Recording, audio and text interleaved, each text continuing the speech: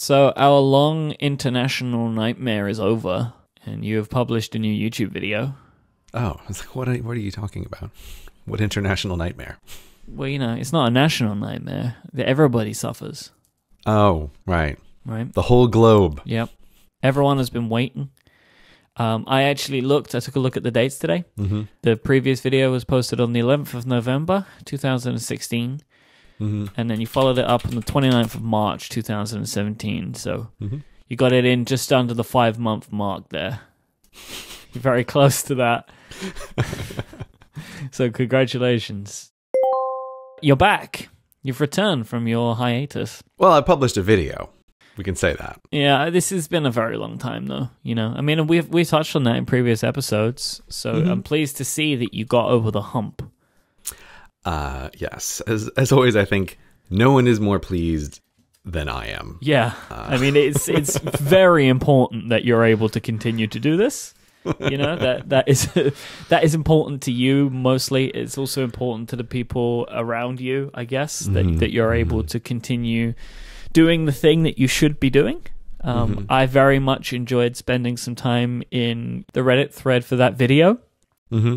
There was lots of great jokes in there from Cortex and Hello Internet listeners, about how you're a professional podcaster who makes YouTube videos now. It's my favorite thing. Yeah, I'm sure that is your favorite thing, Myke. I can see why you would like that. You'd like to change the frame of this. Mm-hmm. But no, as always with this stuff, I always like to promote the Reddit thread because I feel like for things that I see on the internet, I'm always aware the conversation about the thing can often be more enjoyable than the thing itself. And so that's why I always like to really promote that Reddit thread, because I know that experience, that it's like watching a thing and then joking about it with 1,000 anonymous strangers is a way better experience than just watching the thing directly. So yes, there were lots of in-jokes this time around for this video, which was inevitable. My absolute favorite is what was the top comment when I went to take a look, which is how somebody noticed that the ad at the end of the video, you introduce it by saying, "This episode has been brought to you by." It's like, it just shows where your brain has been for the last 4 months, which is just making podcasts and not. I disagree with that. It's an episode of Gray Explains. That's what it is. You've never done that before. I think that you're just trying to get out of this one, my friend. There's prior art on that. Yeah, it's an episode of Gray Explains. I don't buy it. I think that you 100% were just used to doing podcast ads, and you just put a podcast ad in at the end of the video. You just were in a completely wrong mindset for it. I think it's hilarious. Disagree. This episode of the YouTube podcast that I make. Yeah, exactly. It makes perfect sense. How long have you been working on this video for? How long did it actually take to put this one together? That is an interesting question.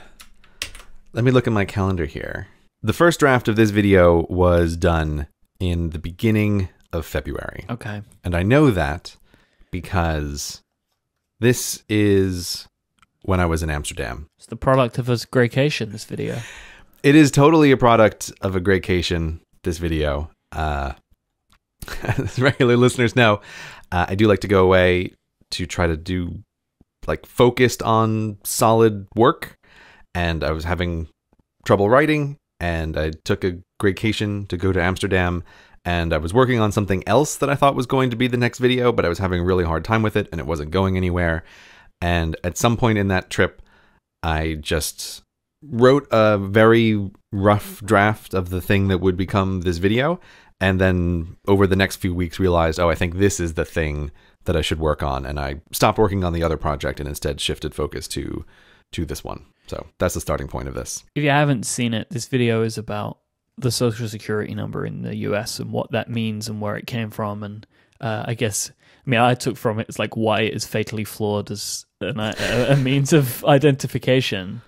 We have something in the UK called the National Insurance Number. Yeah. Which is very similar, but it's not used. And in ours actually says, it's got printed on it that it is not a form of identification. So the UK kind of stuck to that as a thing, as opposed to, I really, some of the animation in this is just so good. A lot of the jokes in this one, really, really good. So it was either you or your animator, someone was having a good day. There was a lot of really funny stuff in this one that I enjoyed a lot. I think my favorite part is the caveman talking to the dinosaur. The dinosaur's called Bruno. That just really got me, man. Why is the dinosaur called Bruno? It doesn't matter, but I love it. You'll have to ask the animator. That was it. That was his joke. Oh, really? I'm pleased that kind of stuff's happening, though. Yeah, no, this is the collaboration. There was a lot of really good humor in this one. Yeah, it's working well. I'm glad you liked it. I'm sort of frankly baffled as to why anyone outside of the United States would have any interest in this video at all, because it's such a... Oh, well, you see, let me tell you, because sometimes, okay, look, I love the United States of America, right? I love all of the people within it. I love the culture. I love the place. I love everything. But when you live outside of the US, anytime that you can see that the US has done something that's kind of silly and stupid, there is an enjoyment in that to be had by people outside of the US. Ah, okay.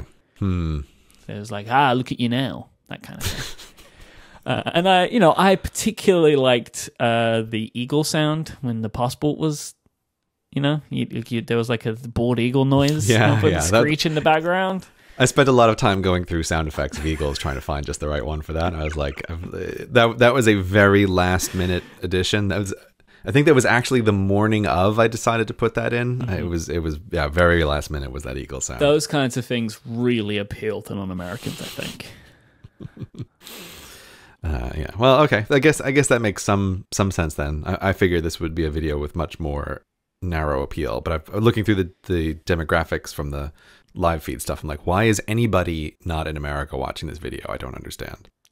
Well, I mean, talking about appeal, I always like to do this. It looks like it's doing very well as we record. It's like it's kind of closing in on 1.5 million views or something. It looks like it would do. But even by the time we're done recording. Yeah, I'm pretty surprised. This is that pent up demand, man. People just waiting for that Grey video, hitting the bell, waiting for you to come. Hitting the bell. The little subscribe bell. Do you not know about this? Oh, right. Yeah, I'm sorry. Yeah. Bell me, I think, is the phrase that is used on YouTube a lot now. Yeah, bell me, bro. That's what you have to do. This is like a second level of notification for YouTube. Like, you have to explicitly ask it to tell you about every video of certain creators. This is part of the evolution of what does a subscriber mean? Yeah, nothing. Right. Yeah. It's like, yes, they transitioned subscribers into meaning nothing, and so then needed to add an additional layer on top, which would take over the role of what subscribing used to mean. Yep. Which I actually don't think is the craziest of systems. It just, the word subscriber now means like that word doesn't match anymore. It should really just be like on Facebook. It should just be you like this channel, right? That would be more appropriate terminology for what's actually occurring. That's a really good way of putting it, because that is like how Facebook works. I mean, but then you have the problem that I'm sure YouTube would love, where they like hold people at ransom, right? Yeah. Only so many people saw this. If you just give us a little bit of money, everyone that wanted to see it can see it. Yeah, that right there is the reason why I really don't use Facebook. Is I deeply resent that their business practice is based around holding your audience at ransom for you. Right, that's fundamentally what it is, and it's why I don't invest a lot of time in that platform, because it feels like I'm investing in my own jailer.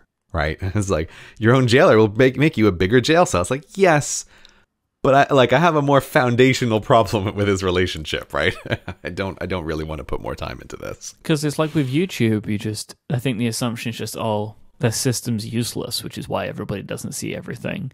But with Facebook, it's like, are they purposefully doing this? Like, they purposefully hold the content back from all of the people that like a page so that the page creator will pay to kind of effectively advertise their own content out to their subscribers? Like, it's like this. I get that. It's just like just such a displeasure for it that I don't want to be involved in it. Yeah. I don't mean that as an overblown metaphor. It really does feel like investing in my own jailer, the Facebook thing. It just feels like I am helping someone with whom I have an antagonistic relationship. Yep. And even if that makes me better off, I'd rather not be involved in this. Right? That's the problem there. Yeah. Like, I'm just, as we both do better, I am only but giving you more and more power over me. It's like, no thanks. Bell me, everybody, if you're a subscriber to the YouTube channel, so you can be notified. Don't worry. I'm not going to flood you with notifications. No, I mean, like about one every 6 months, I think you can bank on. Turns out I did bell you. I didn't know that I'd belled you, but I had belled you. Oh. Did you get the notification on your phone? Yeah. But I mean, I was just on your page now, and I clicked the bell button, and it was already belled. So you've already been belled by me. So thank you, Myke. I appreciate it. Anytime. Maybe I can bell your second channel too. High quality content over there. So you're back in style, though, right? Like over 1 million views in like 12 hours. Yeah. Again, I'm sitting here deeply surprised because I really did expect that this was going to be a kind of narrow interest video. But maybe people don't know until they start it, though, right? Yeah, it's very possible. It could just be people are freaking out and like, oh my god, there's a new video, and just clicking on I'm it. starved for this content. It could be anything. Yeah. It's just like, CGP Grey upload, why I hate your mum. All right, well, I mean, I guess I got to do something. It seems like a dramatic shift in content, but okay. I mean, I'm sure there's some sort of point to it. Yeah, I'll have to see in a couple of days when I get the audience retention graph. I'll be curious to see if that is wildly different from other videos. Because I wouldn't be super surprised if it is. Although the only thing I can say there is, how to put this, I've had a number of conversations that have convinced me of the great importance of the algorithm in terms of how many subscribers see your thing. Like, it's a thing you always know, but I feel very convinced about this. And that I'm gonna be pretty confident that the drop-off rate isn't really dramatic, because I think if it was, it wouldn't be getting pushed out to my subscribers. I think it would be buried very quickly by the YouTube algorithm if people were clicking. You wouldn't have hit 1.2 million views if it was about to drop off a cliff in 2 days. Yeah. Right? Is what you're saying. Yeah, that's what I'm thinking. It never would have gotten to this point. Because of some of those conversations that I've had, I was actually thinking before I uploaded this that this might be the video that I upload and it just does terribly, like, because the algorithm doesn't recommend it. So I was kind of prepared to be sitting at like 100 or 200,000 views a month from now, right? For like if the algorithm just says like, oh, people are hitting it and abandoning it immediately because it's too narrow focused. So I will say I am quite relieved that seems to not be the case. I do wonder if like you could be in a place where you're tricking the algorithm though, because you have so many other funnels that you push people to that the algorithm thinks that it's a video people are looking for, so it pumps it up anyway. Yeah, it might be the case. If you're at YouTube, don't listen to this. Yeah, don't listen, YouTube. you don't need to adjust anything. The system's working just fine. Just skip ahead just a little bit. Yeah, skip ahead. We'll complain about some stuff later. You can listen to that, but this part don't listen to. Because I just assume with like your mailing list and like Twitter and the Reddit, and then because your videos always end up climbing Reddit a bit. I think because you have such an active subreddit, they seem to bubble up to the front page quite a lot, right? Yeah, they do. They tend to do well on Reddit. And that, I'm sure, pushes a lot of people into the video, which I assume inflates it in the algorithm anyway. Yeah, I don't know. I feel like I used to be much more on that side. But again, I'll just say, like, I think I have been given the impression that something has changed in YouTube, that the external factors are mattering less than they may have in the past. And it's much more a game of seeing what the retention is very quickly. That there's like a system that tries to predict in advance if this video is going to be a good video very quickly based on the initial responses. With the retention, though, I do wonder if that, like, again, with the nature of the way that you make videos, which is different to most people, that because you make so few, if people enjoy your content, they'll just watch it. Because if let's imagine you have 250,000 people, right, that are really big fans and will just watch the videos because you made them. And because there's so few of them that like they may as well watch it all because that's what they're going to get for a couple of months, right? Like you assume that there is a portion of your audience that know this about you, that maybe again that's also tricking the algorithm because your initial retention figures are good, because those people are just watching it anyway, because otherwise they're going to be waiting for 4 months. They may as well finish these next 4 minutes, because otherwise what are they going to do? Yeah, I guess what you're saying here is I've trained my audience not to be picky. I think there's got to be a percentage of people that are that way, right? That will just watch it because it's always going to be an element of entertainment, whether they care about the thing that it's about or not. Right? Maybe. Like, I feel like I am in that place with your videos, that I find them entertaining, that I'll watch them, I don't care what they're about.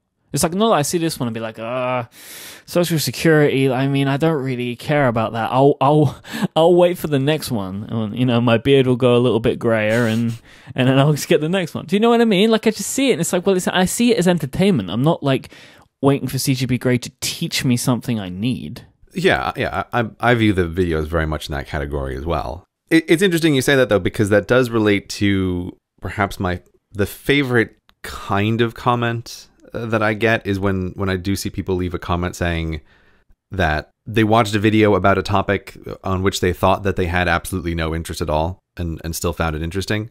I think I feel that way about most of your videos. Right? Like, a lot of the stuff that you make is just not a thing that I am interested in, right? Because I think a lot of our base interests are very different. Like, I've watched your Star Trek video and I find it very interesting, and I've seen like one Star Trek movie and maybe 2 episodes of the TV show. Like, I'm not interested in Star Trek. Like the Lord of the Rings videos. Like, I don't care about the Lord of the Rings, but I've watched the videos. Yeah, maybe you have a point there. And then maybe that is related to the kind of comment that I find most satisfying in terms of feedback. When people are like, yeah, this thing sounded really boring, but it turns out that like you've made it interesting to hear about a social security number, an ID number in a country in which I don't reside. Well, I mean, that is what you do, though, right? Like, it's why it takes so long to make the videos, because you have to make them interesting. You could make way more if you were just, like, not worrying about the entertainment aspect of it, But I think you do a really good job. Your talent is in that you're able to make these things interesting, whether someone's interested in them or not. But that's why they also take 2 months to make each one of them. Yeah, so I guess that's my specialty, boring topics. Making boring topics fun. This is the next tagline. I'm just trying to rebrand you. Oh, okay. Like, I'm getting really good at the new taglines for your channel. It's just like really boring stuff that's kind of fun. It's kind of fun. Good. CGP Grey. I like that. CGP Grey. Perfect. This video has been brought to you by Hover. When you have a great idea for your side project, you need to give it a great domain name. And finding that perfect domain name is ridiculously easy with Hover. Hover has over 400 domain extensions to end your domain with.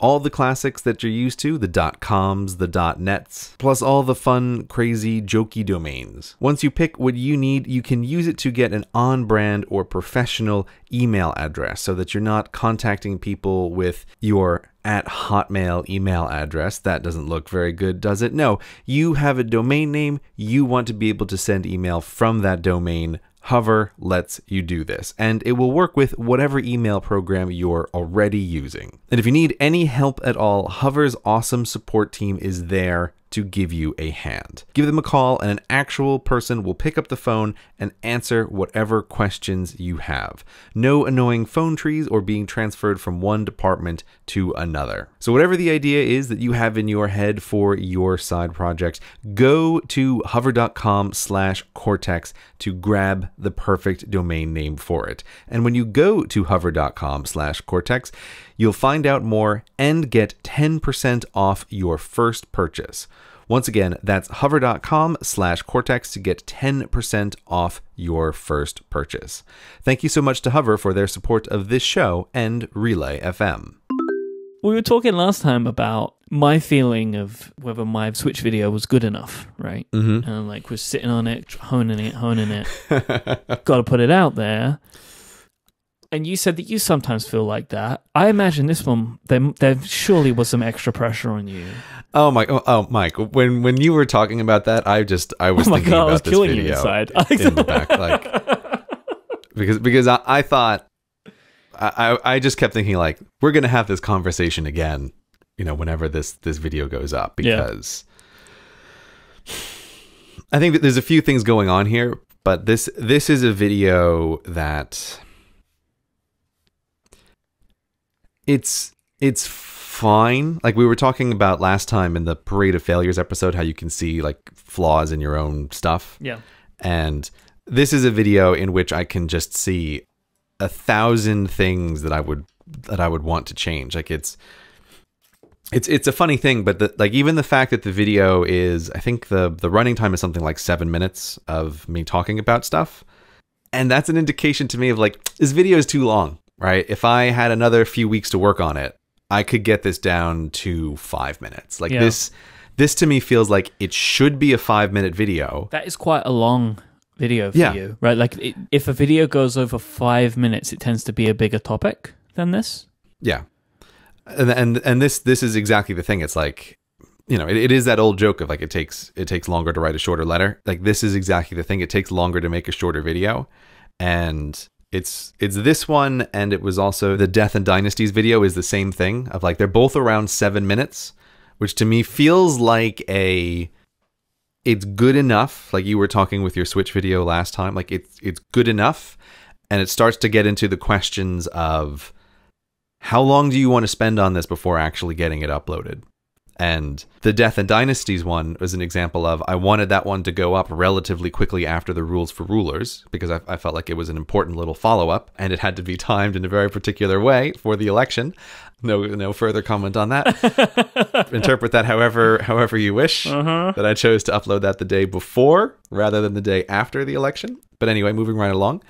And then this one it was a similar thing of just simply the sheer amount of time it has been since I uploaded something before, right? And combine that with what I'm thinking is going to be a relatively narrow interest topic.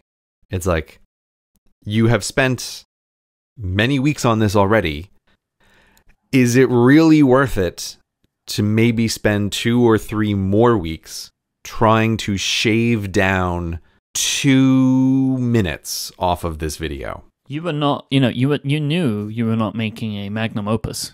Exactly, yeah. This wasn't like a humans need not apply, right? Like this video wasn't, intended to be a big deal. Right. So that's why when you were having that conversation about your Switch video, like this is all that was running through my head, was like, I am in the middle of this exact calculation right now of what point do you stop working on a thing and publish it? And there's an additional difficulty here, which is just talking behind the scenes of how this video got produced, is that it's actually the script that ended up being the thing that I'm talking about was actually only made in the second half of the writing phase. So the thing that I started in Amsterdam was a video that was very narrowly focused on just the number, and a lot to do with the digits and like the patterns of the digits and what do all of these things mean. But 3 weeks into working on that, I realized like this does not work as a video, but I kept pulling in all of these other things that were related to it. And so this is also a case of where I feel like I ended up with a kind of Frankenstein's monster video about, is it about the card or is it about the number? Like, I feel like that's a lot less smooth than it could have otherwise been, because the original video had nothing to do with the card. It was entirely the number. But then I kept accreting all of these things that I thought were interesting around the card or around the system, and ended up kept shrinking and shrinking and shrinking and cutting down to essentially nothing what I had spent the first several weeks on. So it was an interesting process, and I'm relieved that it's over. I'm very relieved it's over. So when you were doing these on your own, I assume that it was easier to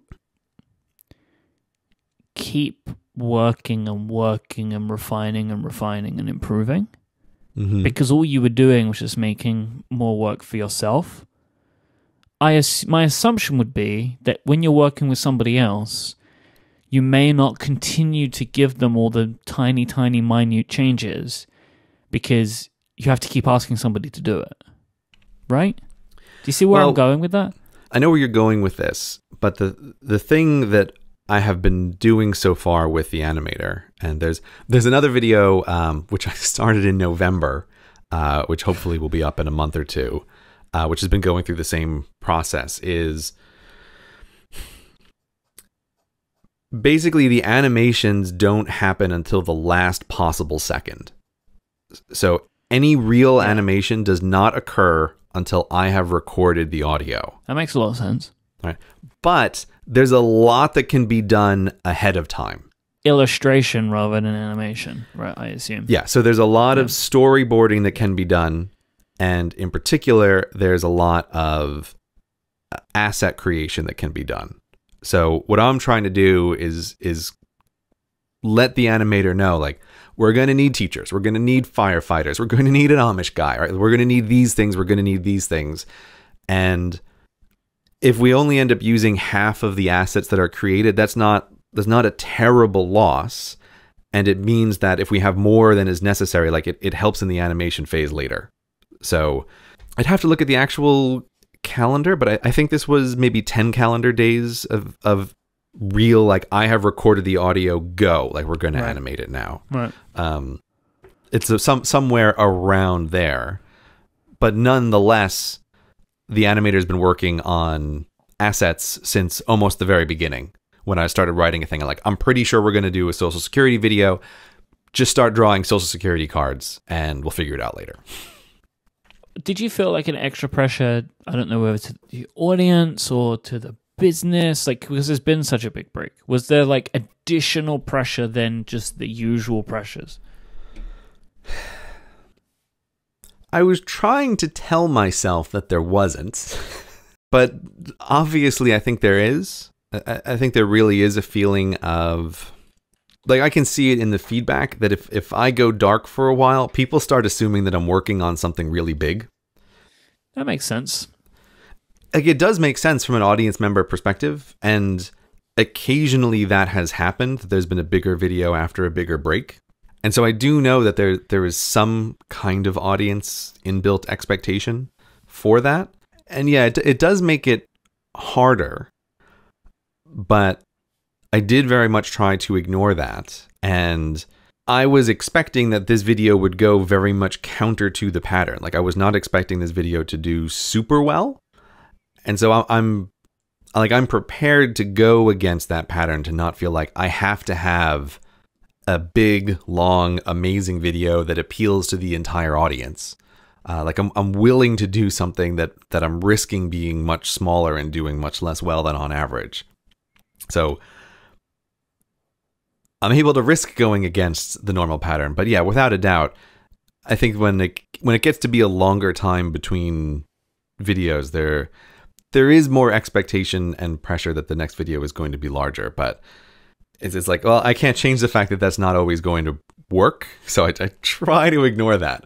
But in my hearts of hearts, like, I wish I had some 3-hour-long video that I had released, right? Of like, look at this thing, it's amazing, right? But that's just not the way it's going to work out all the time. Why make that risk? Like, why, you say like you're okay with making the risk of choosing to do a video that might not have the broadest appeal, but like, why would you make that risk? Why not? I mean, as easy as it would be, why not do something or make the choice to do something that has a wider appeal? Like, why would you settle on that and be like, okay, I'm fine to make this risk? I think there's a part of me which is very happy to go against expectations as well. Like, there's a part of me which sees a real upside in actually potentially releasing a thing that doesn't match expectations after a real big break. Because then it's like precedent setting, right? Like, hey, CGP Grey might disappear for a couple months, and you're going to get a video on a detail of a bureaucratic system that you're not involved in. Like that, like, don't. It feels like it's helping out future me by not setting expectations. Yeah, this is a big thing for you. This is a thing. You do this. I know this of you. Like this idea of like trying to set the expectation that there is no expectations that are set. Mm-hmm. Like, that is the expectation you want to set, is that there isn't any. Exactly. Perfect. That is nailed it. Yeah, it's like the only rule is there's no rules. Yes, it's that kind of thing. Exactly. I mean, I think, again, we touched on this last time, but it's the same thing with like expectations about what the topics my videos cover. And I always feel like my videos cover things that interest me. Like, I'm making videos that interest me. That's all it is. If you're seeing a pattern, that's in your mind. That's on you, right? That's not on me. So yeah, I think you're right there, Myke, that there is definitely I don't mind trying to nail home that there's no expectation with regards to schedule or topic or video quality or whatever, right? It's just like, there's just going to be things sometimes, and sometimes there's not. It's another new tagline for the channel. We don't need more taglines. It's like a paragraph of text that sits on the banner of the image. Yeah, starts out with, okay, listen. I need to set some ground rules here. You should know what you're getting into. And it finishes, just bell me, bro. Today's episode of Cortex is brought to you by Casper, the company focused on sleep that has gone ahead and created the perfect mattress. It will sell it directly to you and eliminate those commission-driven, inflated prices. Casper's in-house team of engineers spent thousands of hours developing their mattress. It has a sleek design and is delivered in an impossibly small box, so you can very easily get it up the stairs. Casper now offers an adaptive pillow and soft, breathable sheets as well. Their mattress is made of supportive memory foam. It has just the right sink and just the right bounce, and its breathable design helps to regulate your temperature throughout the night. It is obsessively engineered at a shockingly fair price because Casper have been able to go ahead and eliminate those showrooms. They're able to pass those savings directly on to you. All of Casper's mattresses are quality and they are designed and developed in America. Buying a Casper mattress online is completely risk-free. Yes, it is risk-free because they offer a free delivery and free return to the US, Canada, and now the UK as well, with a 100-night home trial. If you don't love it, they'll pick it up and refund you everything. You should be able to sleep on that mattress. Know that it's right for you. Feel comfortable in it. Make sure that you have your best dreams in it before you go ahead and say, yeah, I'm going to sleep on this for the next third of my life. So you get that 100-night home trial so you can truly give it a go. You can get $50 towards any mattress purchase by visiting casper.com/Cortex and using the code Cortex. Terms and conditions apply. Thank you so much to Casper for their continued support of this show. There's a thing I want to talk to you about. Yeah. We have spoken at length about one of our favorite iOS applications, which is called Workflow. And Workflow enables you to, if you have an iOS device, to create little actions. They chain together other applications. They talk to APIs. It's a way for you to kind of automate some stuff on your devices. Listen to your boring explanation there, Myke. Do you know what Workflow allows you to do? What does it do? It allows you to use your iPad like a professional device. Yes. It is It is the key tool that allows you to use your iPad like a professional would. That's what Workflow is. And vital, irreplaceable tool. We are in a situation right now where either the best thing or the worst thing has happened, and there is literally no way to know in which direction this is going to go because Apple has bought the company that makes it. So we are sitting right now at a crossroads in which either Apple takes this application, then this team, to build something like Workflow native to the platform, like it has it hooks deep within the heart of iOS and maybe macOS, or they just really like this team and they're just going to go work on something else. And Workflow, which is currently available and now free, so you should try it if you've never played with it before, that will just kind of wither on the vine. Well, I think we can take heart in the great history of software acquisitions in the modern world. I think we can all agree that when a big company acquires a small company, it has always been for the best. For the best, right? It's like, they're usually sunsetted, and sunsets are nice. Yeah. You can enjoy a sunset. Yeah.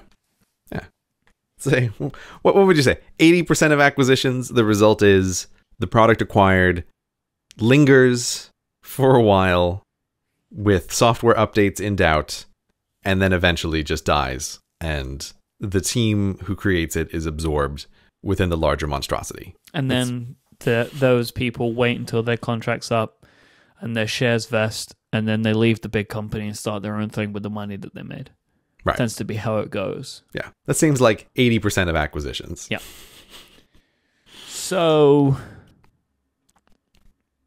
I've been going through the grieving process about this honestly. It's been a really weird week or two for me because I've gone through sadness and anger and bargaining. I've been going through all of this because I really like to work on iOS, right? It's a big thing for me, and you nailed it in saying that, like, if you want to work on iOS, you kind of have to have this application because there's some stuff that you just can't do otherwise. Yeah, there were two changes that made working on an iPad a real laptop replacement for a lot of people, and they were split screen multitasking and the existence of the workflow app. I think those two things together are the key that changed the way iOS and the way iPads work for a lot of people. They've made it possible to replace a laptop or replace a computer for a large portion of your work. And there isn't anything that replaces workflow. No. There isn't another application. I mean, if it went away, the way that you would replace it is by doing things slower and or in a more cumbersome way, right? Using 2 or 3 applications in strange ways to try and replace one. And it's a concern for me, and this is just something that's been on my mind a lot recently, about not being in control of things that you rely on. I mean, there's a huge one for you, which is YouTube, right? You know, we spoke about this so many times. I mean, and there's been all these stories recently of big companies pulling out of YouTube ad buys and stuff like that. And it's like, well, that's a huge thing, right? Like, you have absolutely no control over that part of your business. And then it just comes down all the way to these little tools that enable us to format Markdown in such a way that it can be easily emailed, right? These are things that we rely on that we can't control. I mean, we were talking about Trello. You know, Trello's been bought recently. I mean, Trello is an app that we both use a lot for specific things, but that might go away. And I'm kind of in this, like, am I going off the grid here? Is that what I'm doing? Like, do I need to live off my own land? Like, where are we going with this? Yeah, I mean, this is always the problem, right? That you rely on things and they become vital, and then you realize that you are open to a certain kind of vulnerability, right? And this is actually just what we were talking about with Facebook earlier, right? Like, you achieve a lot of success on Facebook, but then suddenly you're actually quite vulnerable to Facebook and the way things happen. And it can be the same way with tools, like, and what tools do you invest your time and energy and effort into? And then once you've done that, you become at the mercy of the producers of those tools. And I just think, like, the workflow acquisition is particularly concerning because it is this glue that works with a whole bunch of other tools. Like, it is a meta tool that makes all the other tools more useful. And I think that is part of the reason why it is, I would say, extremely concerning that it has been required. Well, the other part is who they were bought by makes it even worse, because they were bought by a company that won't let anybody talk about anything. If Google bought Workflow, there probably would have been a post on the Workflow blog at least trying to give us some false hope. Right, yeah. But with Apple, it's like nothing. Yeah, I mean, speaking of relying on tools, like, there is also a meta conversation around this that is about relying on Apple and the things that Apple produces just in general as like the most foundational level of the tools that you rely upon, right? It's like workflows up here at the top, right? But at the bottom is like, I need to buy a piece of aluminum and glass that I'm going to work on, right? And in some form or another from some company. And being invested in the Apple ecosystem is that kind of thing. Let's put a pin in that for a moment, because I have lots of thoughts about that too, and I'm sure you do, but I don't want to go down that rabbit hole yet. No, we could go down that. But it's so wide and inviting, Myke. This rabbit hole. So let's just. I mean, we'll just mark it on the map, and we can come back to that rabbit hole later. We'll return to that later. I've been thinking about this idea of reliance on things we can't control, and I have a question for you. Right? Mm-hmm. I've tried to boil this down into a question. Is it better to just use simple tools, or to take advantage of complex ones, which allow you to build more productive systems, with the risk of potentially losing them? So, like, if we stuck to just really basic tools, it's more easily replaceable. Like, if everything that we do is just basic spreadsheets, basic text, you can put them anywhere. But when you start using automation systems, Zapier and IFTTT and workflow, to create more robust and powerful systems, you open yourself up to the danger of these things going away. So is it better? It's like, is it better to have loved and lost and never to have loved at all? That's basically the question that I'm asking. I mean, I don't know. I feel like you're asking a question about how civilization works here without realizing. I think so. It's like, look, you know, as we progress in civilization, you keep using more and more complex tools upon which you rely fantastically more, and you have no control over. Like, right? What if electricity went away? Right. Yeah, but just like this is actually like the meta question here is like we're moving up the stack of technological development. It's like, do you know what you rely on? Logistic chains, right, in the world to bring you food. Otherwise, you starve to death. But I think it is possible to boil it down to like this discussion we've been having for weeks about automation. Mm-hmm. We don't have to do that stuff. We just want to because we enjoy it and it makes our working lives a little bit more pleasant. But we were doing all of the things that we were doing before, and if we just keep doing them, it's easier to replace them because we're used to just doing them that way. But once you start building these complex systems, you end up with more ways that they can break. I think this is very context dependent, right? And it's like it's like that quote, like, things should be as simple as possible, but no simpler. All right, which is like, oh, great, helpful, thank you. I feel that way about the tools. Like, I generally prefer simpler tools over complex tools. Like for example, in terms of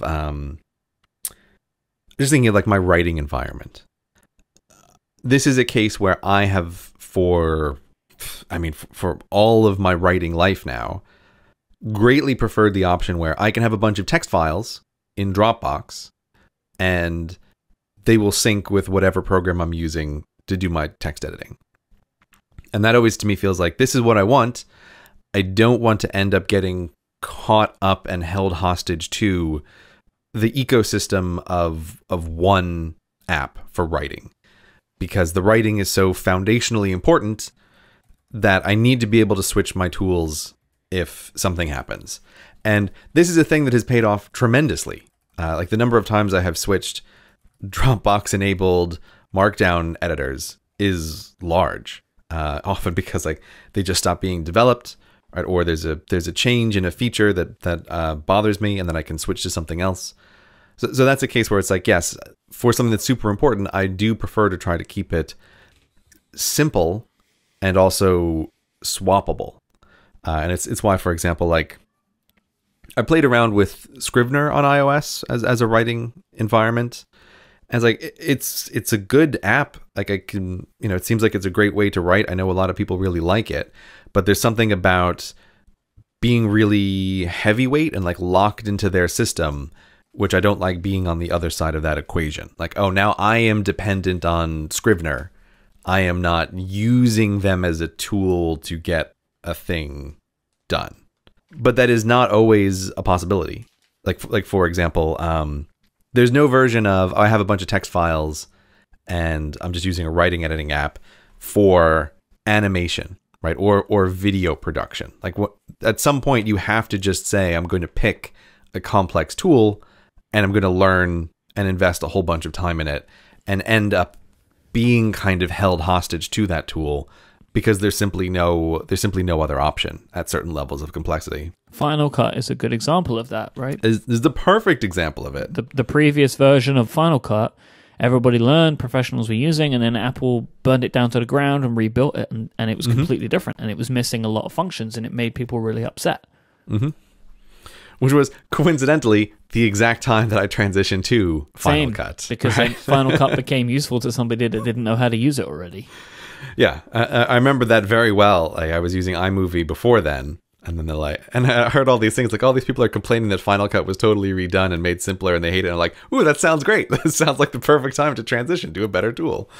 But yeah, it's like, fast forward several years, and it's like I have mad Final Cut skills that I am reluctant to give up, right? To switch over to something like Adobe Premiere Pro. But now it's like I am also held hostage to the development pace and tools of Final Cut. But like I said, I think at a certain level of complexity, it's totally unavoidable. Or even if we move away from software, like with the YouTube thing, there is a level of held hostageness that is simply unavoidable. Like if you want to make videos that are seen by a bunch of people, there is only one option, right? Like you're going to put those videos up on YouTube. That is the unambiguous, only serious contender today for doing that kind of thing. And so it's like, well, you're going to have to use that tool. You simply have no other option. I've been thinking about this with people too. Like when you hire someone, I've been thinking about this a lot recently. You start to build systems with them, right? Now, if that person leaves, you have to start over again. Like you're back to doing it. The system goes away. And what do you think about that? Like when you're thinking about your assistant or your animator, like you've been working with these people, especially your assistant, for a long time. If they went away, like you would have to take all that back again. That would not be a fun time. No. I mean, because Right? then you have to find somebody else, and then it's like you have to start over with them and train them, and then realize that your assistant was doing things and you don't know how to do them because they're better than you. Yeah, it definitely is the case. I think this is also like a scale issue, right? That when companies get very large, right, like a company that you worked at, it's more fundamental that the people are more replaceable. But as you get down to smaller and smaller groups, I think changing out any of the individual members has more and more of an impact, right? That it's like, when there's 4 people working together, the particulars of those individuals are absolutely vital. But any company that has 1,000 people working together, the overall structure and process has to be the thing that matters, because there's some amount of turnover that is simply unavoidable at every level. It just has to be built in. The individual skills just come out in the wash. Exactly. So I was half joking when I said I think you're asking a question about civilization here, but I'm really not, because I think there isn't an answer to this question that is separable from what level of complexity are you working at. And at certain levels of complexity, there is just a single solution of the way to do this. Like if you have 3 people working together, there's no way to make those people not vitally important and quickly replaceable, right? And if you have 1,000 people working together, it's almost impossible to have one individual who is absolutely irreplaceable in that system. Like I think it's just it falls out of the nature of the thing. And that applies to people, it applies to companies, it applies to the tools and tasks in your life, and it applies to civilization as a whole. Yeah, but I don't... I know you want to feel like you have a choice here, Myke, but I really don't think you do, I guess is what I'm trying to get at. Right? I'm uncomfortable with the fact that I can't be prepared for it. Fully. That like any of these sorts of changes, like an app that I use a lot, or a web service that I really use, or a person, that any of those things going away or changing fundamentally, I can't be prepared for it. Like it's always going to be like we go back to the Stone Age and we have to start civilization up again, you know? Mm-hmm. And I'm uncomfortable about that feeling. There's just like a bunch of things in my life right now, my working life, where this is starting to come to a head. And it's in hiring someone and thinking about building systems and realizing how sweet a life it's going to be when there's stuff I don't have to do anymore. But then thinking about what about the day if I have to take them back again? Right. And then oh also, no, I got rid of these tasks. like boomerang tasks. Yeah. And then also an application that is super important for me to continue using a device that I like at risk of going away or being changed so significantly that it becomes less useful again. And then moving me back to a platform that I don't want to use as much. And there are just these different strands in my life where I'm like, I have no control. And I don't like that. Myke's in a hard place, everybody. That's what's Turns going out. on. Turns out. What's going on with Myke? You know, but I really do think this is like a side effect of where you are and where you are with your business. That is, they're like, I'm here too, which is the like, you're big enough to be working with a bunch of people, but you're not so big that you have processes that totally insulate you from the effect of those people leaving. And it's like, well, that's just a side effect of having a number of people that you're working with that isn't like 100 or 1,000 people that you're working with. I think there's no way around that. But really, the people thing is, it's there. It's like a thing that I'm thinking about. But my biggest concern right now is workflow. That is my number one concern right now, is that application. And it's just like, it's also just been bouncing on some things that I've also been thinking about. But I'm like, as I am becoming more and more of a programmer and looking at these web automation tools, like these are all closed systems owned by a company that could all just go away.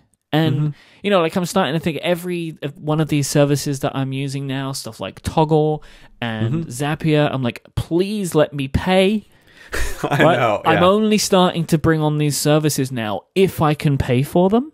Yeah, I honestly think that is a really great criteria, and I feel the exact same way. It's actually a thing that I always had a little draft email to send to the workflow team that I never quite got around to sending, but it was going to be an email saying, please turn this app into a subscription service so I can pay you on a regular basis. Right? Like, and the reason is because if you can pay someone on a regular basis, it means they have a business model, right? If their business model is to receive subscription money, their incentive is to continue the business going. Yes. If their business model is, we're free, just come and use us and we'll build a large user base, the only thing that they can do with that ultimately is sell the company. Exactly. Because it's very difficult to make enough money at a company that scale in just advertising unless you're like Facebook. Right. And none of these services are going to be like a Facebook.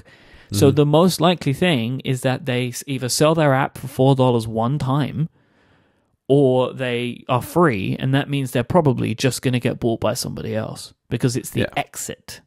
Yeah, and the $4 app is the thing that just has a timeline on it. It's like you can't outrun this fuse forever. That was my concern with workflow, is that they continued to develop the app so ferociously, right? There was so much development. It's like, how did my $4 that I gave you 2.5 years ago still pay for magic variables? Yep. That was my thought as well. That's why I had this little draft email in there. Like, please let this be a subscription. And I have definitely harassed other developers about this exact same thing, where if it's a tool that I deeply rely upon, it's like, please turn this into a subscription service. I want to pay on a regular basis, because then I can feel like our incentives are aligned. Like, you provide continual value to me, and I provide continual value to you, and we're both happy. Like, nobody has to be nervous here. But yeah, I completely agree. Like, services that are free, I'm very cautious of investing highly in them, because you just know, like, our incentives are not on the same page here, right? They may be related, but we're not pointing in the exact same arrow. I don't really have a sense for what's going to happen to workflow. I mean, the idea that Apple is going to absorb the team and create their own engine, their own workflow engine to better link applications together is great. It falls in line with our campaign platform of automation in every app. Oh, yes, of course. I forgot about that. Right? So that would be amazing. But it's the unknown that I don't like. You know? Yeah. Because I don't know what to do. Do you have a plan? I mean, look, ever since the acquisition has happened, every time I open up workflow, I feel like I'm just investing in the thing that's dead. Oh, I know, right? Like I wanted to build a new workflow yesterday. I'm like, is there any point? This is part of my grieving process, right? Like I'm like, is there any point? I'm working in a deprecated language now.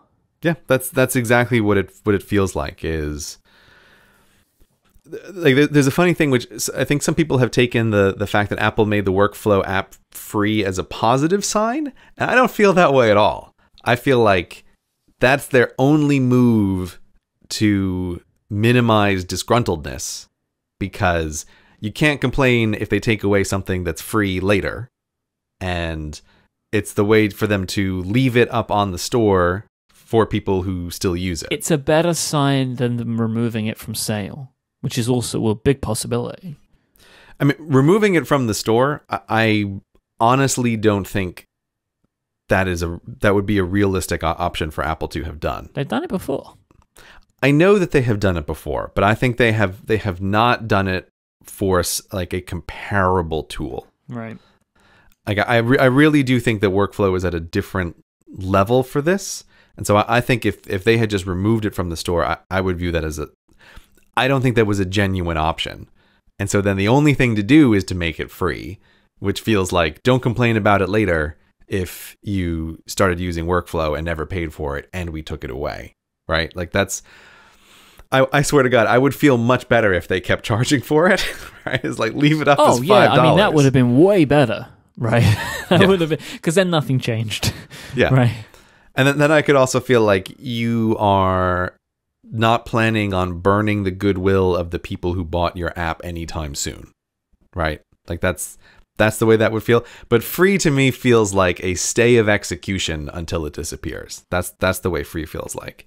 And yeah, it does completely change my feeling when I open up the app of like, man, I have invested so many hours in this. Like I have built so many things that are so incredibly useful, and I was in the middle of reworking a bunch of the workflows that I had made using magic variables, which are amazing because that team is a bunch of geniuses. But it did feel like, oh, why bother, right? Like it just I'm just waiting for the end. I'm just waiting for the end now. Like I want to be optimistic, but I'm finding it very difficult to be optimistic about the future of this. You were supposed to help me. What do you mean? What do you mean, Myke? I wanted you to tell me it was all going to be okay, you know? No. Look, I am on the side that even the best case scenario is still not a scenario that I like. Which is the best case scenario is workflow like stays as it is and it just becomes absorbed in part of the Apple development world. But then that still means workflow, which like you said was being developed at a ferocious pace, now gets tied into some internal Apple release schedule that depends on a whole bunch of other things. And then, now it's just like, okay, here is another thing that we are at the mercy of, right? This, like, going back to what I'm saying before, one of the reasons I really like workflow is it feels like, oh, look, here are all of the advances in iOS that haven't happened in the past 2 years. Like there's one tool that I can point to, which is moving things forward continually in a useful way, like on an operating system that for iPads has not been moved forward in a useful way in 2 years, right? And so it's like, okay, you acquired this thing. Is this going to get sucked into your cycle now so that like whatever delays you're dealing with internally affect everything on the platform? I have a hard time seeing that as like a great option. Like I really viewed workflow as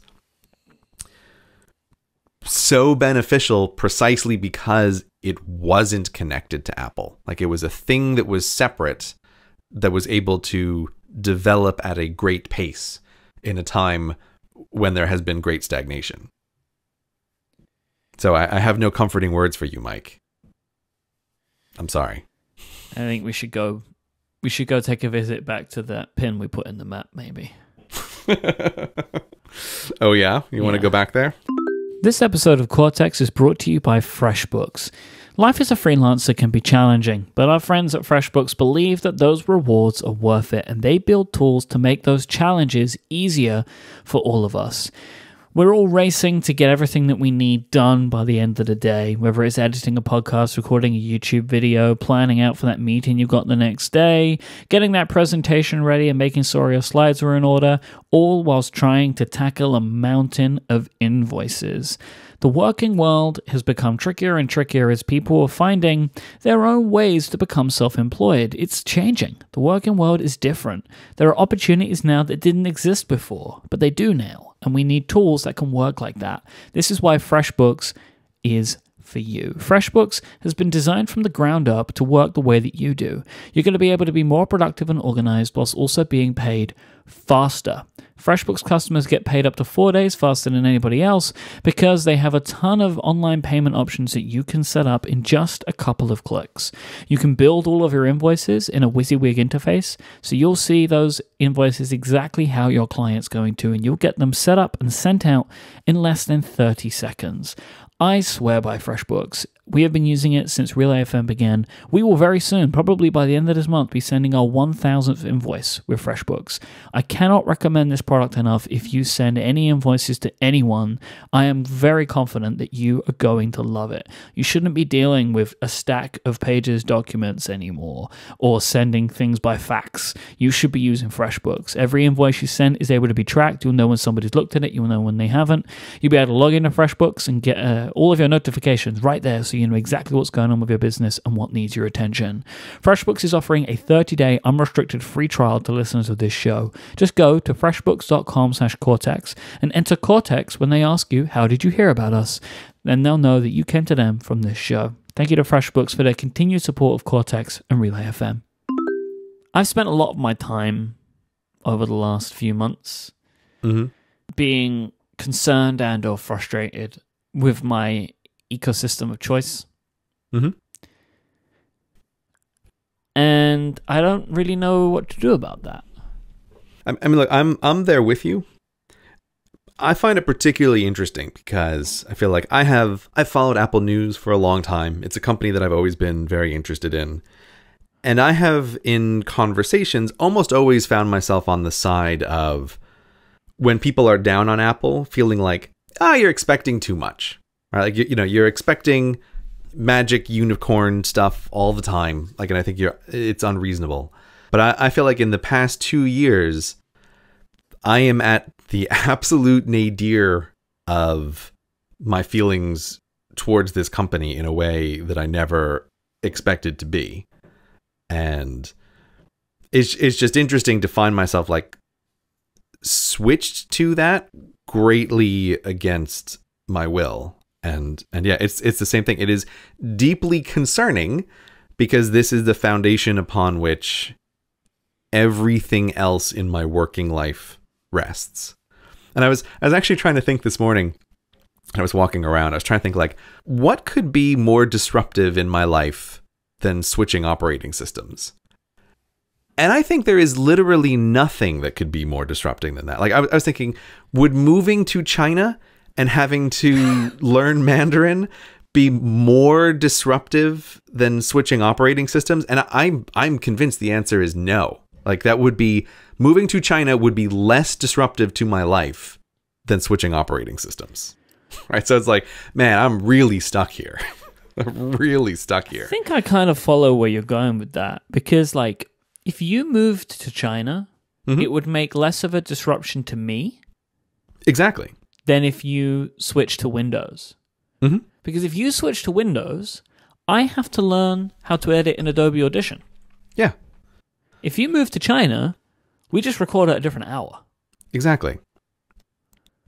I do not mean that as an overblown metaphor. I mean that in a literal sense. Moving to China would affect my life less than switching to Windows, right? Like it would make some things in my life near impossible switching to Windows. Like it would cause tremendous difficulty.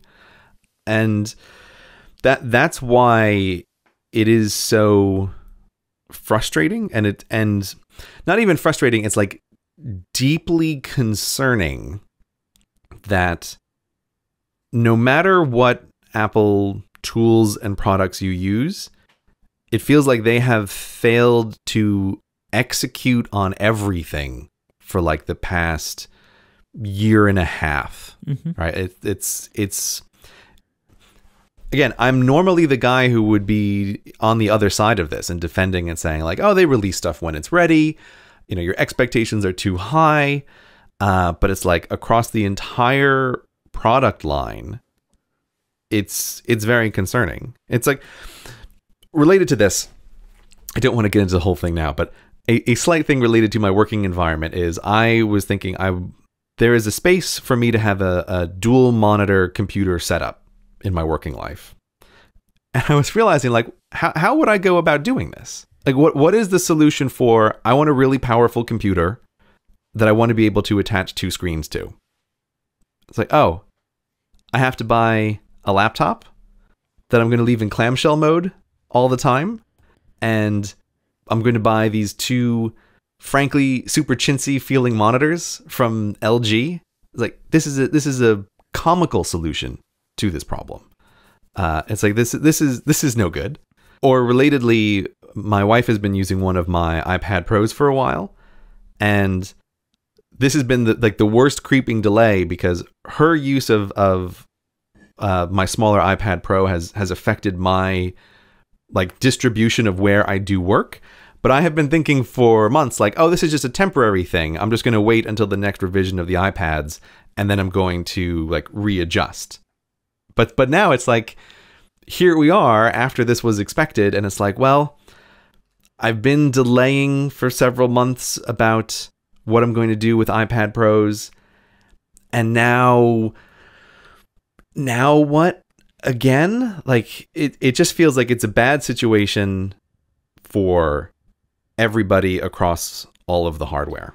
We were expecting there to be an iPad Pro so much that in the last episode, I very confidently said that I would be making a video about the next iPad Pro. Yeah. Like, within April. Because just by tradition, traditions that have been set by Apple for many years, they tend to have a cycle of their products. And the cycles shift, but they tend to be relatively predictable. And Apple released some products via a press release, and what they released was incredibly unpredictable.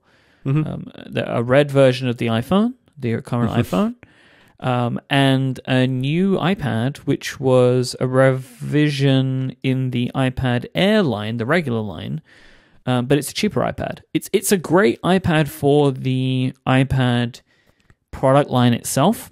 It's a cheaper iPad, can go into more schools, people can buy it. It's good for the iPad.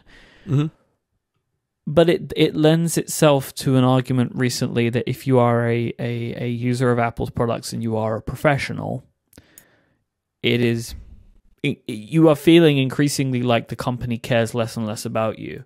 Yeah. It's basically, do you have an iPhone? Yeah. If the answer is yes, then we care. Outside of that, you're on your own. Yeah. I would say even the iPhone stuff. Well, yeah. We had the conversation last time where we had a disagreement about the most disappointing iPhone ever as their iPhone 7. Like, I think this is also an interesting indication. It's like 3 years of essentially the same design. It looks like very likely there's going to be sort of 4 years of essentially the same design, maybe. Well, there's an asterisk to that, right? There is an asterisk to that, but I still feel like even the iPhone thing doesn't come as a unadulterated pure win. And the other thing that I do just want to say here is, just to be clear, it's not only just us setting expectations for ourselves. I'll just say, like, in vague ways, what I hear from people who know is that it's like consistently slipping and missed deadlines. Like it sounds like there's some kind of problem almost within Apple about getting stuff done in a way that I find confusing and concerning. This is why, like, I really was thinking, like, what could possibly be more disruptive than this? And it's like almost nothing, you know. And it's not that the tools that we're using now are bad. It's not that, like, things don't work, but it's a concern about how are these things going in the future. Like, is this something that we can continue to rely on, or is it not something that we continue to rely on? And the workflow acquisition is like a microcosm of this bigger question. And because of the way Apple works, like, you just don't know. Like, you have no idea what they're up to, what they're doing. But that strategy only works when it's combined with also producing things that people like on a somewhat regular basis. Yeah. Like the secrecy strategy starts eating itself when you go, 3 years without an update to your professional computers. Like then the secrecy thing starts eating its own tail and you're in real trouble. So I don't know. Like what are your thoughts on this, Myke?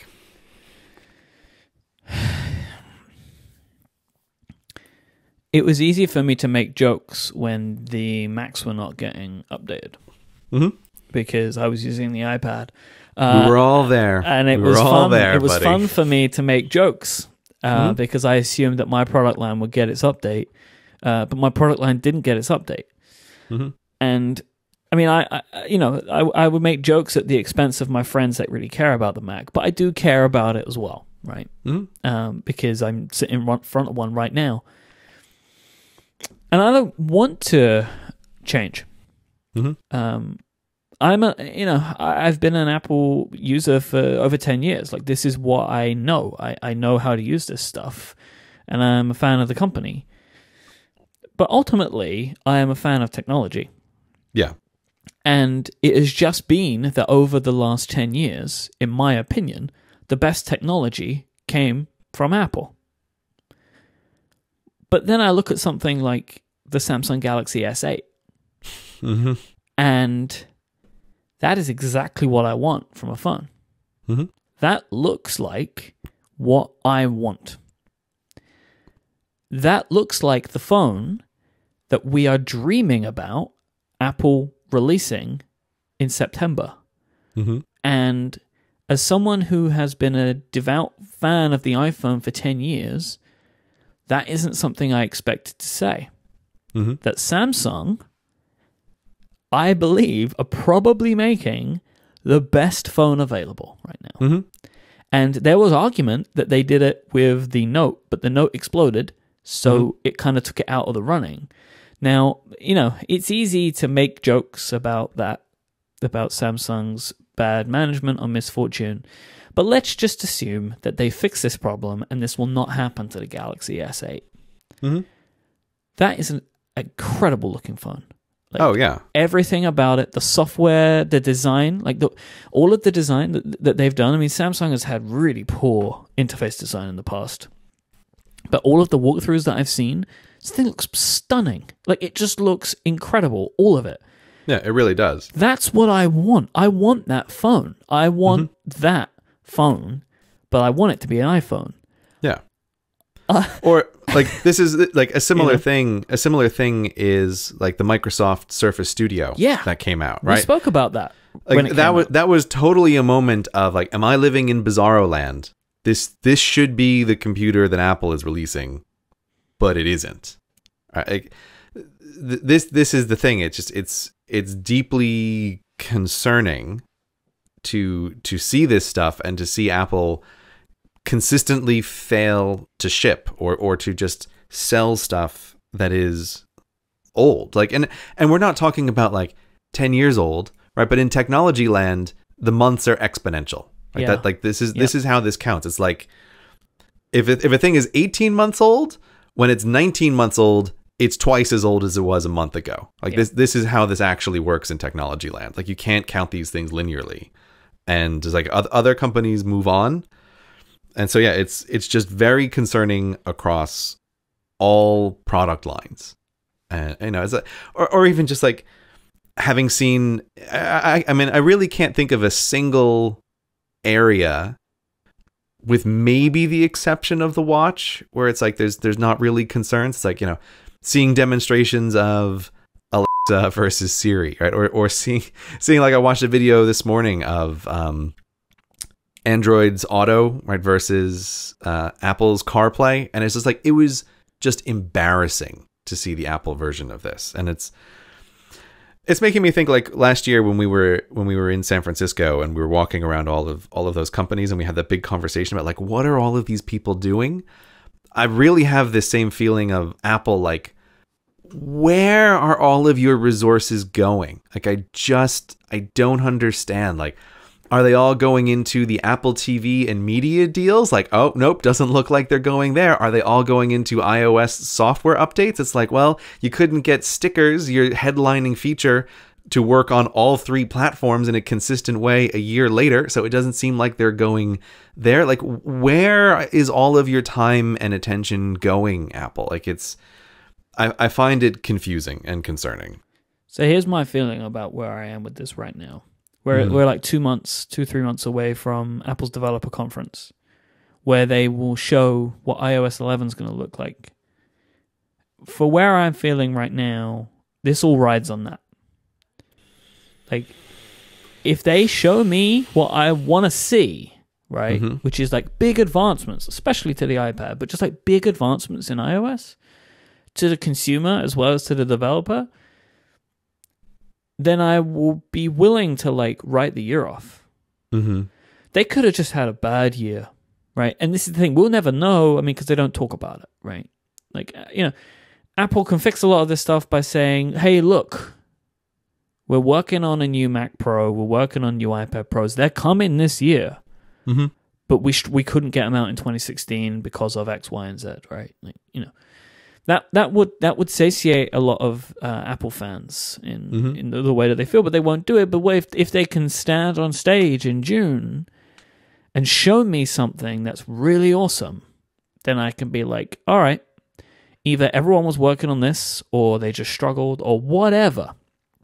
But there's a reason, like, or like they're doing something that I like, right? They're showing me that they still got it, But like, if we get something like stickers again, I mean, and I love the stickers, but it wasn't a massive technological achievement, right? But like, iMessage apps was like the big consumer feature of the last version of iOS.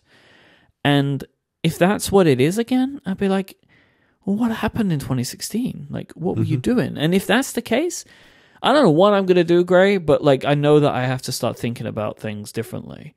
Like, one of the big problems that I feel is that I'm used to a cohesive ecosystem. All of my products all talk to each other. They understand each other. They are 2 different operating systems, but they're run by one company, so they're similar. There isn't anything like that outside of Apple. I'm going to use a Windows phone? I don't think so. Or I'm going to use a Chromebook? That ain't happening. So what, am I going to go to Windows and Android? I don't want to do that. So, like, I feel like I'm maybe a bit of a loss right now, but maybe what I end up just doing is I just adjust my expectations.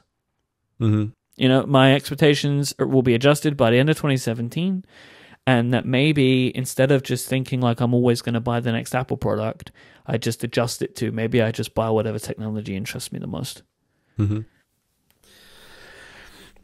I have a little bit of a different feeling about WWDC and whenever the next Apple event is going to be. Like, I will be happy and excited if Apple releases a bunch of stuff that I really like, obviously. Right? So if there's a big iOS update where there's a whole bunch of stuff that I would want, a competent multitasking switcher perhaps, right?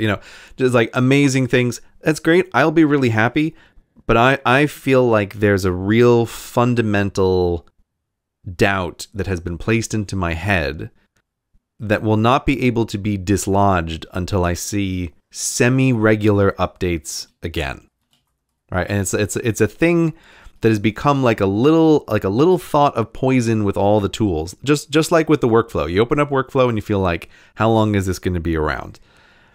And even if Apple has like a bunch of amazing releases, I'm going to feel in the back of my mind this doubt of like, oh, okay, this new iPad Pro, this is amazing.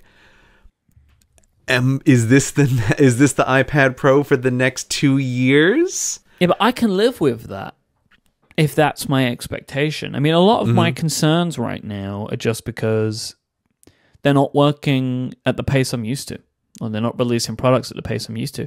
But if it ends up being that iPad Pros come every 2 years, well, that's just how I work. Both of my iPad Pros work completely fine right now. Yeah. I'm able to get my work done on them every day. But my concern is, will it be another 2 years? Because in another 2 years, I'm definitely not going to be able to get my work done on them as well. But like, I just need to, for me, I need to have the expectations reset again. That's all. Yeah. But this is sort of what I mean. Like, I need to see some kind of sustained effort. Like, I think the difference between iOS 9 and iOS 10 was like a real sort of shock of like, oh, we have all these great features for iPads, and then it's like, oh, and now there's nothing. Because then we were expecting something for the iPad in the spring, software-wise. That didn't come. And I'm just gonna add to that. Like, we had very good reason to expect that, and it's like something happened. Like, what happened? Some kind of failure to execute on the inside. Like, this seems concerning. Like, this seems very concerning.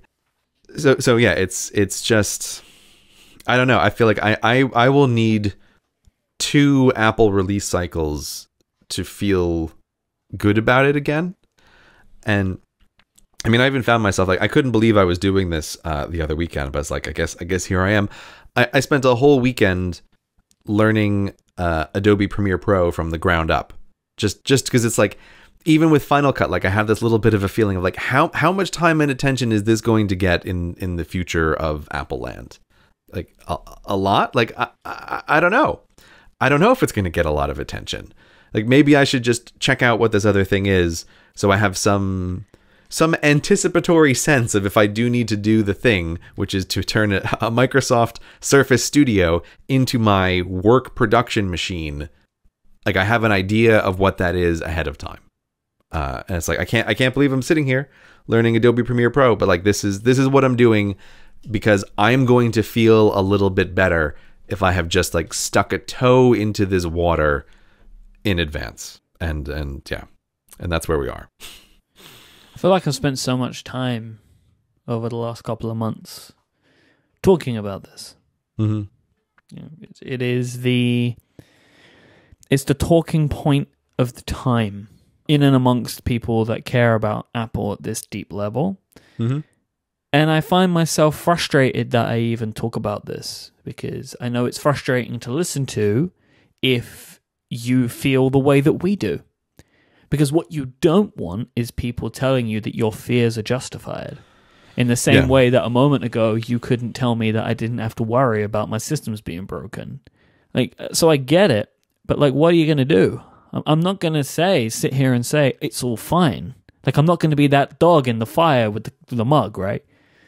Because it's not fine. Like, if this is something you care about, right now, this is not what it should be. Mm-hmm. And it's a case of, there's a couple of outcomes of it, and one of them is just resetting expectations. But I'm willing to accept that. But all I know is right now, my wishes aren't met, my expectations aren't met. Right? We're way past, at this point, the magic that Apple can produce, as you were saying, right? Like, people getting annoyed because a feature that shouldn't exist wasn't launched. Mm-hmm. Right? Or like people getting annoyed that Apple didn't jump every single company by 4 years every year. Right. Yeah. Like that sort of stuff, that's not met. I mean, every now and then they do something, right? Which is why people feel that way about them. But that sort of stuff I can take or leave. Mm-hmm. But it's at the point where it's just, as you say, like what seems to be just an inability to release new versions of their existing product lines. Yeah. In a way that actually make the existing customers satisfied. That's a problem. Yeah. At the point where I'm like looking at this Samsung phone and I'm like, I know. How difficult would it be? I mean, the answer is very difficult, right? To get up and move. But then at the same time, I'm like, well, you're taking away one of my favorite apps. You know, you're taking away from me, potentially, one of the applications that keeps me on iOS. So now what am I going to do? One way or another, like the very best iOS app in years, you know, is going away in some form, probably. Like, again, I'm trying to look at the branching paths of this. Yeah. It doesn't look super great. And so it's like, okay, well, even if you just kind of let workflow linger around for a while, like even that is quite disruptive. So you're lowering the bar to other kinds of transitions anyway. But yeah, I'm with you on this. Like I was watching MKBHD's video on this Samsung phone. I'm like, that's an amazing looking phone. You know, the software doesn't look terrible on it. It's like, I guess this is where we are. You know, we're like seeing the thing with the Microsoft Studio. Like, boy, that looks fantastic. And again, I'm also willing to. We get all the way to September. Right, and Apple unveil this unicorn iPhone, which looks like this one, but has whatever it has that makes Apple fans say that it's better, right? Like whatever it is that we believe that makes it better than everything else, and also maybe releasing this amazing sounding new iPad that they've been working on. And then I go, it's fine, because you did it. I had to wait too long. I had to get a version of the iPhone that I was unimpressed with, ultimately. And I had to wait for too long, in my opinion, for my iPad to be updated. But you've given me what I wanted, which proves to me you can still do it. And now I'll just assume I have to wait 2 years. Yeah. Because ultimately, I will take what they give me because I really don't want to have to move to China. Yeah. Right? Like, because I really don't want to have to get up and move away because of how disruptive it will be. But I feel like we gotta have a bargain here. Come on, Tim. Right? Like, I'll keep doing this, but you just need to throw me a bone once every 2 years. That's all I ask. It's extra frustrating when I feel like I am your ideal customer. Like, you know, I will spend this money. Just let me know what's going on. Even if at the next event, Apple releases Westworld style sex bots and butlers for everyone. And they're free, right? And it's like, oh, this is what we've been working on. Artificial intelligence, indistinguishable from humans. I'll be like, that's pretty impressive. I see where all the resources have gone. But there's still going to be something in the back of my mind that's like, okay, but how long until their software is updated? Right? Like, I'm going to need to see some regular cycle of improvement before I feel completely better. Even if I get something that is absolutely amazing in the future, I'm going to need a little bit more to feel better about this situation. Yeah, but what are you going to do? Nothing. There's nothing I can do, right? I'm going to talk sadly into a microphone in my office. That's what I'm going to do. How you doing over there, buddy? It annoys me that I can't help myself with it, you know? It annoys me that we do this topic, but it's like, I feel like we've kind of avoided this topic on this show, but at some point it becomes unavoidable, right? It becomes a thing that you're just talking around. So it was eventual that we had to have this conversation, and now we've had it, and now we will wait.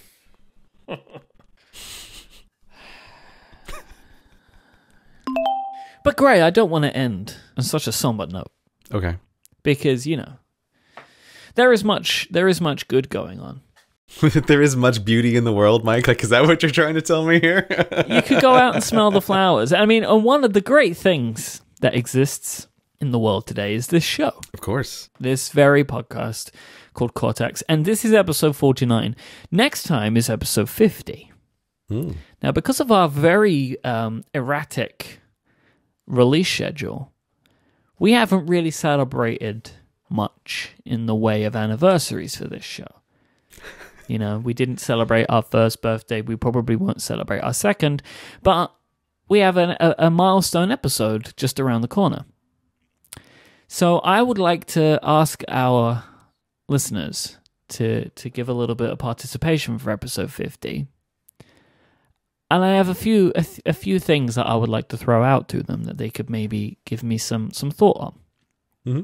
One thing is, there are many people that go back and listen to old episodes, and every now and then I get tweets and messages from people who find something that me or you said particularly funny or ironic based upon how latter conversations would unfurl. Mm-hmm. So, like, as me and you have changed in our course of working, some things that we said in episode 1 or 2 seem a bit ridiculous. So I would like to know if you have listened to this show and you find something to be a bit off now, considering what you know about us now in 2017. I would like to know about that so we could talk about them next time. Basically, how did past us look dumb compared to current us? What a great way to put it. So future us can laugh. Or at what past like us. what like categoric claims did we make that have turned out to be very silly? Yeah. Also, I am also interested in knowing what you have learned or changed because of the show. This is like another thread that we see every now and then where people talk about some things that they do differently, having listened to me and you talk about the way that we work. So there are just a couple of things that if you have any thoughts to let me know, and you can tweet at me. I'm Myke on Twitter, by the way. I am YKE. If you would like to tweet at me, I would be very interested in that. Or you could participate in the subreddit, either in the Cortex subreddit or like maybe the thread for this episode. Just let me know some things, and we can maybe touch on them next time. I think it might be an interesting time to look back on the way that our working lives have changed over the last couple of years of doing this show, and that might be a fun way to do that. Sounds good. Help us celebrate. I mean, I guess we did have a Cortex anniversary at one point. Did we? But I think that kind of was sprung on us accidentally, where I think during the recording of the show, I realized that we were a year old. Ah, okay. But this is like a real planned celebration. I promise it won't be a clip show. I would not let Myke do a clip show. I hate clip shows. Unless it was a phenomenal offer on the table, right? I mean, okay, so I guess let me take that back immediately. I would let Myke do a clip show, but almost certainly this will not be a clip show. It's one of the problems of being in a world where we can binge watch TV shows. Mm-hmm. Clip shows stand out now in that. Because you're like, I watched that episode like yesterday, and you're showing me a clip about it as if it was 5 years ago. Yeah. When we were watching through Friends, I noticed that abundantly. They loved a clip show. Oh, did they? Oh, I was never a fan of Friends. Really? Yeah. Interesting. Not for me. No, thank you. Gray doesn't believe in Friends. Sorry. It's dumb. The whole construct. Yeah. The conceit of your show. These friends, I don't buy it. Nobody would do this. Hang out in people's houses all day? Want to be around people? I don't buy it. Yeah, no. So anyway, no Cortex clip show. No. But let us know where we were dumb. Let us know anything that has changed in your mind over the course of listening to the show.